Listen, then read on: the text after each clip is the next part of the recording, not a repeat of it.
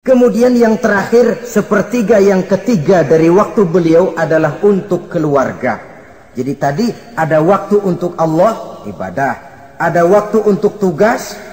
Dan yang ketiga ada waktu untuk keluarga. Bagaimana Rasul di tengah keluarganya? Anas bin Malik bercerita, saya 11 tahun membantu di rumah tangga Rasul.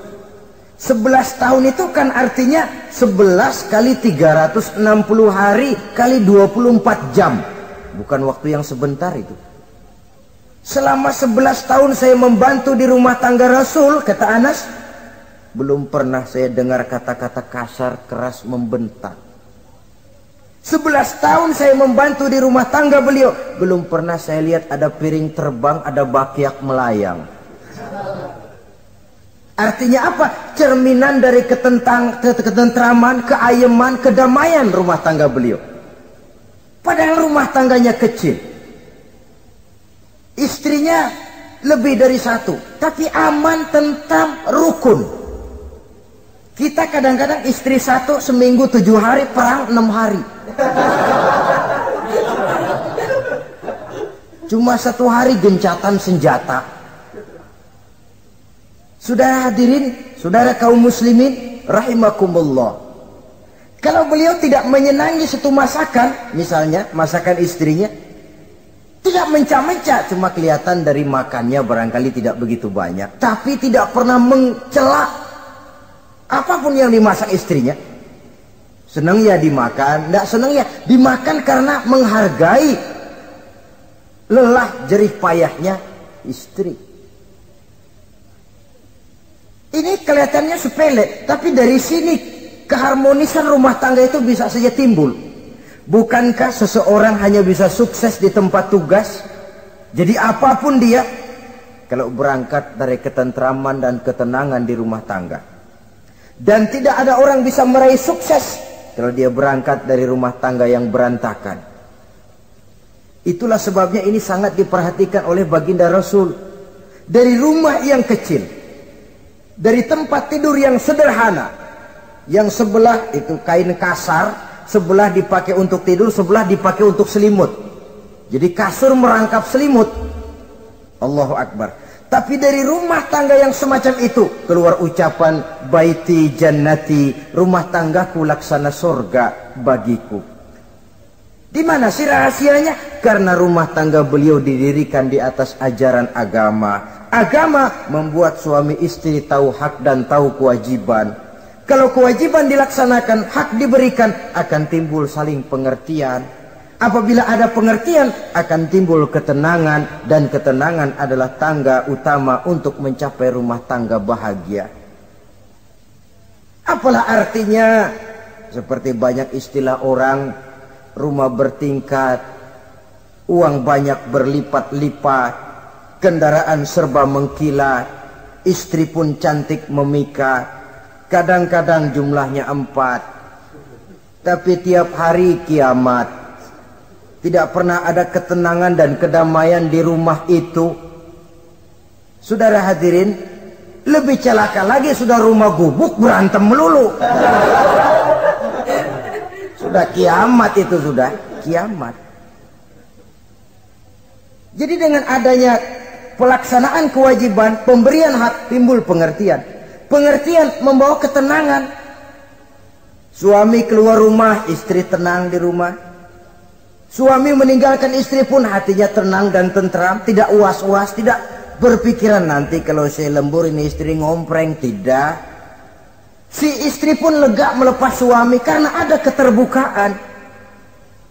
Ini kan menurut angket terakhir loh ya, yang diadakan oleh beberapa majalah di ibu kota ini. Di ibu kota katanya, dari sejumlah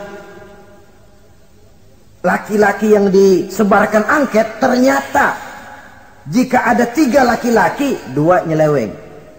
Jadi angka penyelewengan itu 2/3 dari jumlah laki-laki itu menyeleweng katanya. Ya mudah-mudahan yang kumpul di sini termasuk 1/3 yang nggak nyeleweng itulah. Dan tidak semua bentuk penyelewengan itu karena alasan ekonomi. Bukan pula karena alasan ketidaksetiaan istri, tapi merupakan cerminan dari sikap hidup di mana orang jauh dari nilai-nilai agama, sehingga penyelewengan itu dianggap sesuatu yang manusiawi, biasa-biasa saja, bahkan kadang-kadang ikut membentuk status sosial, melahirkan kebanggaan. Innalillahi. Orang kalau sudah bangga nyeleweng bangga, itu kiamat sudah. Sama saja, bikin dosa ketawa, waduh, itu malaikat gemes benar. Udah bikin dosa cengengesan, cengar cengir, tidak ada rasa nyesel, tidak ada rasa takut, tidak ada rasa bersalah, biasa gitu. Saudara hadirin yang saya muliakan, ini kan cerminan dari rapuhnya pegangan orang kepada agama.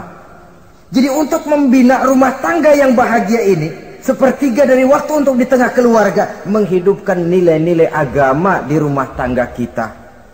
Oleh karenanya, pada bagian akhir dari pertemuan yang singkat ini, saudara-saudara, saya mengajak, marilah pandai-pandai membagi dan mengatur waktu.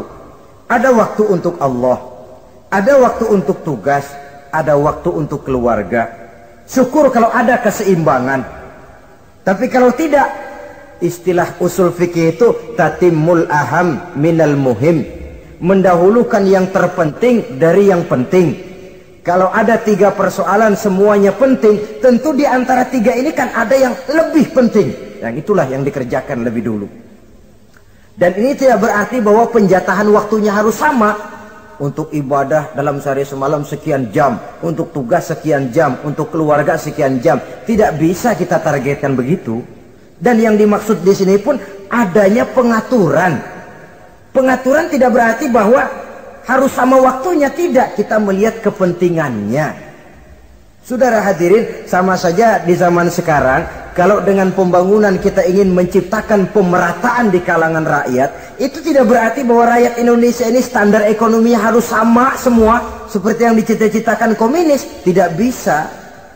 Menciptakan pemerataan artinya, kalau yang kaya bisa semakin kaya, kenapa yang miskin tidak bisa naik jadi sedikit kaya? Dan artinya menciptakan kesempatan kepada setiap penduduk Indonesia untuk merubah tahap dan taraf kehidupannya. Demikian juga adanya pengaturan waktu. Bukan berarti untuk Allah sekian jam, keluarga sekian jam, tugas sekian jam. Sebab jam-jam ini sulit kita jatahkan. Kadang-kadang tugas, kadang-kadang keluarga, kadang-kadang ibadah kita sedang gandrung. Yang penting ada keseimbangan dalam cara kita mengatur waktu itu. Nah, saudara-saudara, demikianlah pertemuan dan pembicaraan kita kali ini. Terima kasih atas segala perhatian. Mohon maaf atas segala kekurangan. Usikum wa nafsi bitaqwallah. Wassalamualaikum warahmatullahi wabarakatuh.